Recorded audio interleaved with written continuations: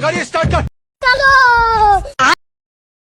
તો ગાઈસ અમે ગયા હતા એરપોર્ટે પ્લેન જોવા માટે ને જો વચ્ચે રસ્તામાં મંત્રી ગાડી બંધ થઈ ગઈ અને બધા અમારી અમે જોતા હતા કારણ કે અમારી ગાડીમાં પેટ્રોલ ખૂટી ગયું ને અમે ખોટી કીકો મારતા હતા અને ત્યાં વચ્ચોવચ ધ્રુવભાઈ ખોટા ફાંકા મારતા હતા.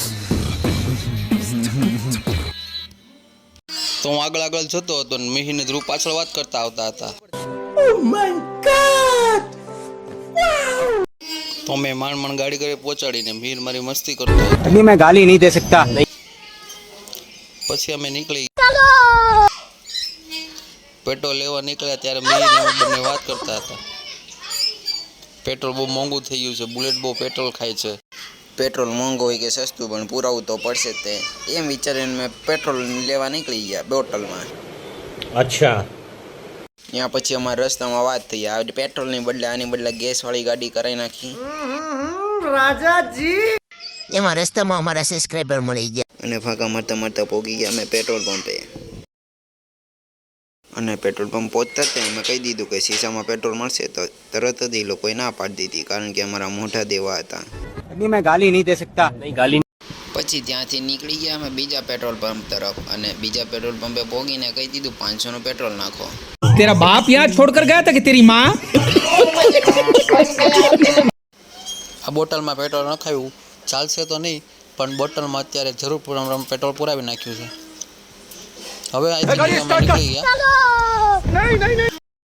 હવે અમે નીકળી ગયા ઘર સાઈડ જવા માટે. એટલા પેટ્રોલમાં કાંઈ થશે ને તો નહીં પણ તો બી ગાડીમાં નાખીને ચાલુ તો કરવી જ પડશે નકર ગાડી ચાલશે નહીં. આ બી ગયા અમારા માર્કોભાઈ.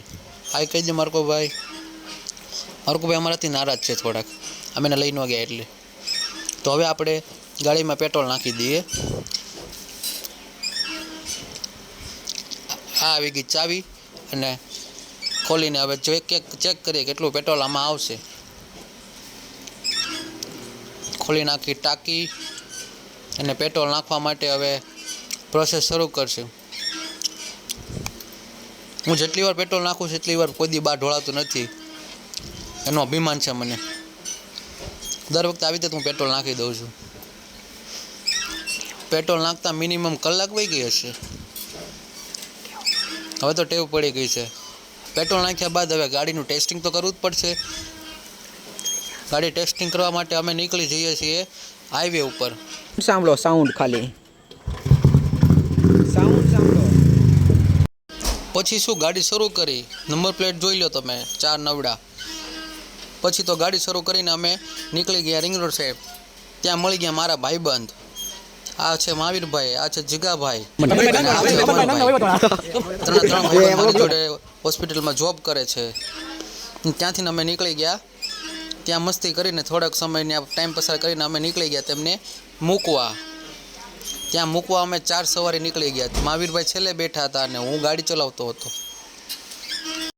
4 સવારે નીકળ્યા દીધા મહાવીરભાઈને મેડિકલ પાસે. મેડિકલની સામે દુકાન છે ત્યાં 3 ભાઈઓને મૂકીને નીકળી ગયા પાછા ઘરે. અને નક્કી ખાવા મીરભાઈને અમે ડીશ લઈને અમે નીકળી ગયા પાછા ગોળા ખાવા માટે. આ મીરભાઈ ડીશ અને અમે ધીરે ધીરે નીકળી ગયા ગોળા લેવા માટે અને પહોંચી ગયા શંભુભાઈની લારી પાસે. ને અમે બતાવી દીધા આ છે વિજયભાઈ છે દુકાન છે શંભુ. લારીમાં અમે બનાવડાવી નાખ્યા અમારા. આ ગોળા અમારા નહોતા. અમે ટાઈમ થોડોક વેઇટ કરીને અમે થોડીક જ વારમાં અમારા ગોળા મૂકી દીધા છે. ત્યાં સુધીમાં વિજયભાઈ જોડે વાત કરી લીધી છે. આ છે વિજયભાઈ. અને ફાઇનલી અમારા ગોળા પણ મેકાઈ ગયા છે જેમાં અમે કલર 3 ચોકલેટી કરાવ્યા હતા અને 1 ગુલાબી કલર. અને ફાઇનલી અમારા ગોળા ધીરે ધીરે બનવા ઉપર છે અને ફાઇનલી અમારા ગોળા બની ગયા છે.